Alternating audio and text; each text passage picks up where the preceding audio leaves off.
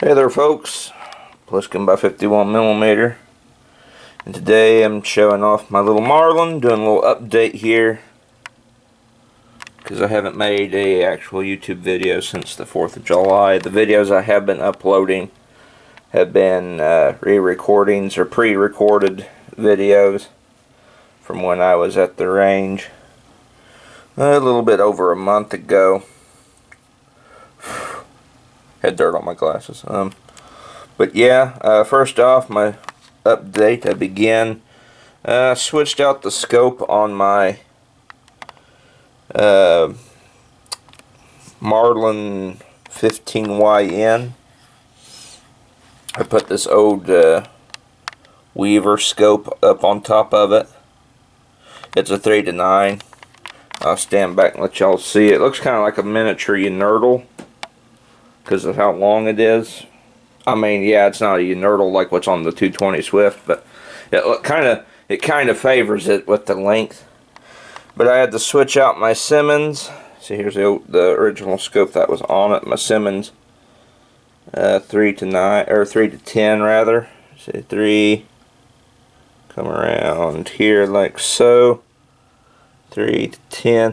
I switched it out for this because for whatever reason on my Marlin 15YN, the Simmons here, when I'd get down behind the scope and rest my cheek here on the buttstock, for whatever reason with the Simmons here, it would almost make me dizzy looking through it and almost give me a headache. I mean, it would feel like somebody is sitting there trying to pull my right eye out of my eye socket from my skull when I would look through this on this rifle. And that was very odd because I've had this rifle on my, or not this rifle, I've had this rifle scope, I meant to say, I've had this rifle scope on my H&R 223, and I had it on my AR-15 for a little bit back before I put the Redfield Revolution on top.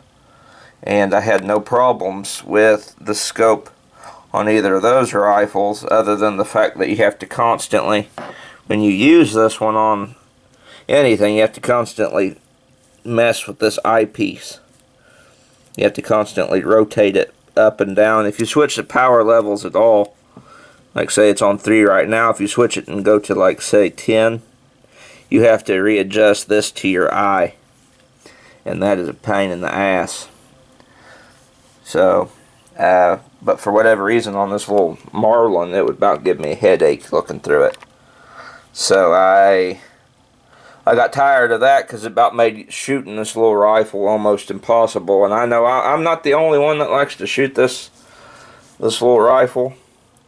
This little rifle gets used quite a bit when I'm out having big old shoot with my friends. We're all shooting together. This little gun, everybody likes to shoot it. And I was thinking, it's like if it about gives me a headache looking through that Simmons on it, I'd hate to see what it would do to somebody else who was looking through it. So, in an attempt to make this rifle usable again, I decided to switch it over to this old Weaver 3:9. This is the name of it. Yeah, this was on the Browning semi-auto rifle that we have. So that's a new upgrade to one of the rifles. Well, I can't really say it's an upgrade because that scope's over about 50 years old. Or something. I can't remember how old it is. It's not that old, but it's an old Weaver. I got the rings loose right now because when I give it to the range, when it finally stays a reasonable, survivable temperature outside, I can go out and adjust it to my eye if I need to and line it up and sight in my rifle.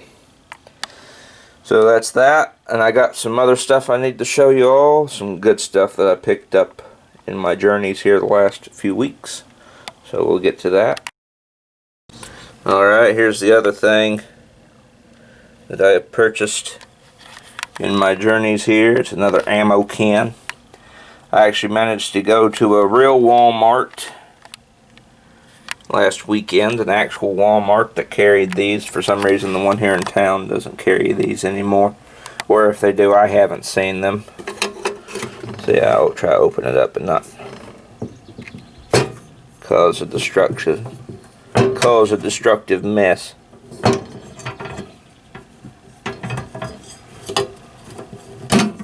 There we go. It's brand new. That's the inside of it. It's actually metal too. They're not plastic. I figured it. They look like they're plastic when you see them on the shelf, but they're metal. Here, I gotta try and close this. Had to set the camera down to close it. It's pretty stiff up there at the top. But my current dilemma with this dude is trying to figure out what I want to use it for. Because my 40mm ammo can, I use it for .308. And I bought a 7.62 ammo can. It's either 7.62 or 5.56, but I bought one of those a couple months back before the cuckoo bullshit happened. And I use it for 5.56 223, so I'm not sure what I want to use this one for. I'll have to figure that out. I may keep my 243 ammo in it. I don't know. I don't know. I'll figure it out. May use it for miscellaneous. Just have all sorts of ammo in that for carrying to the range or whatnot when I go shooting with my buddies. Alright, so that's the new ammo can. And I bought some steel targets here, some little steel gongs to shoot. They're Allen. They're either Allen or Callan. I think they're just pronounced Allen, but they're resetting steel targets. And it comes with 5 of them, and they spin around. And they are rated only for use with rimfire or air rifles. So I can't use these with the AR-15 or the .308s, or like my M1A or the 7.65 Mauser. I can't use those rifles on this, but it ought to be fun for my Marlin 15YN and my Winchester lever gun and my 2 revolvers. My Winchester's a 22 Magnum, but I think a 22 Magnum wouldn't hurt it, because it says rimfire. It states simply rimfire back here on the back. It doesn't specify what kind of rimfire, but I'm sure a 22 Magnum wouldn't hurt them. So I got these for my next 22 adventure, whenever I get out and go shoot. So yeah, that's all I've got going right now. I've got new targets and a new ammo can and a new scope on my 22 rifle bolt gun. So that's what's been going on. We've been playing with some brass. My dad's been reloading some 223 for his Remington 700 VLS, and I knocked the primers out of all these 308s, so I'm going to be reloading for the 308 here soon, and I will see. I think I'm going to make some of these match rounds and then some of them plinking. I don't know. I'll have to wait and see. But I have a whole nother block of 308s over here too that need loaded, and then all this Independence 5.56 brass that needs to go through the Dillon. So things are slowly getting back in motion. We're just waiting for better weather to finally get out and do something, because it was reading over 100 degrees there a few days last week, so don't want to get out in that. Too much there. Well, anyway, I'll see you guys all in the next video.